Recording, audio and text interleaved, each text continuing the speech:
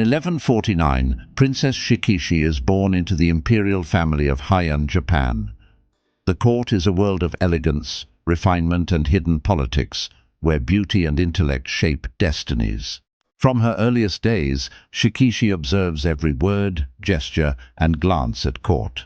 Power and favor are fragile, and even a smile carries meaning. She is trained in poetry, calligraphy and music.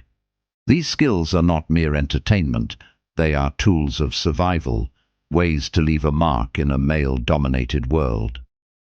Her talent becomes apparent early. Waka poetry flows naturally from her, capturing fleeting beauty, sorrow, and longing in delicate syllables. The court admires her skill, yet behind the praise lies the danger of rivalry and the subtle politics of imperial life, where alliances can shift like autumn leaves. Even in youth, Shikishi senses the impermanence of life. The Heian court is beautiful, but it is also fragile, and every joy is fleeting. As she grows, her poetry becomes her voice. She captures the subtle sadness of fleeting moments, earning admiration from the emperor and high courtiers. Shikishi's poems speak of love, impermanence and longing.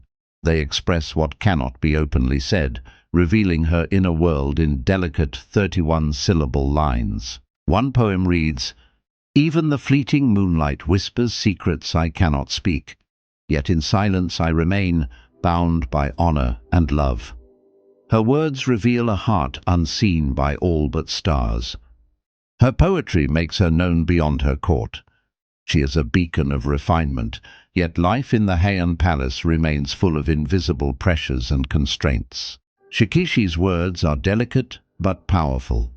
Through them, she navigates societal limits and asserts her presence in a world that often seeks to silence women. Her poetry captures Heian ideals, beauty, emotion, and the bittersweet nature of fleeting life.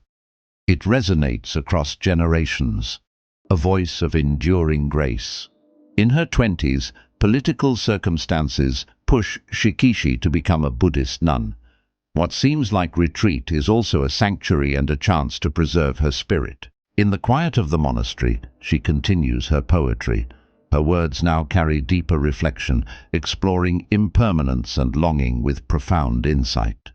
Even in seclusion, her poetry captures the essence of mono no aware, the poignant beauty of life's fleeting moments, touching the hearts of all who read it. Her life shows resilience. Constrained by societal expectations, she finds freedom in art, leaving behind a voice that speaks beyond the walls of her cell. Shikishi's works explore love, loss, time, and beauty. Each poem becomes a window into her soul, connecting her to future generations. Her words reveal courage and grace. Though silent in the political sense, her poetry resonates louder than the court's whispers. In the monastery's silence, Shikishi reflects on her former life. The sound of court music fades, replaced by temple bells. Yet her heart still remembers the shimmer of silk and whispered poetry. She does not resent her fate. Instead, she transforms it. What was once political confinement becomes spiritual awakening. Her poetry now carries deeper sorrow, less about romance, more about time itself slipping through human hands like drifting petals. She writes of fading seasons, of love remembered, of the moon that watches all things pass. In every poem she captures the ache of impermanence, beauty existing only because it must one day disappear. The Heian court once defined her identity. Now her identity lives within ink and paper. Though removed from politics, she remains respected. Courtiers still read her verses with admiration.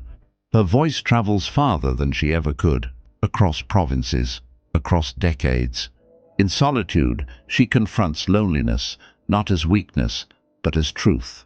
She understands that longing is part of being human. Her poetry becomes less about status and more about existence itself. The world outside changes, emperors rise and fall, but her words remain steady. She embraces the Buddhist belief that attachment leads to suffering. Yet she does not deny emotion.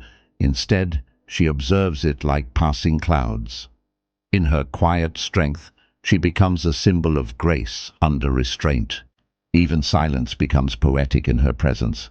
She writes not to escape pain, but to understand it, and through understanding, she finds peace. The cherry blossoms bloom again and again each year, reminding her that beauty always returns. But each bloom is different, just like every moment of life. As years pass, her hair turns silver. But her poetry grows even richer. Young poets look to her as inspiration. She becomes more than a princess. She becomes a literary legend.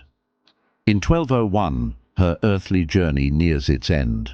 She leaves this world quietly, as gracefully as she lived. But her voice does not fade. Her poems enter imperial anthologies. Generations memorize her verses. She becomes part of Japan's cultural soul. Her life proves that influence does not require a throne. Art can outlive power. Silence can be louder than command.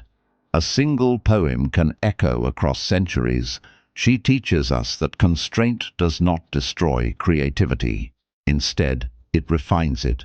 Her heart lives within ink. Her spirit moves like falling petals, and her legacy remains untouched by time. Princess Shikishi was not a warrior. She conquered hearts with words. She was a princess, a poet, a quiet revolution. And in every cherry blossom that falls, her whisper remains.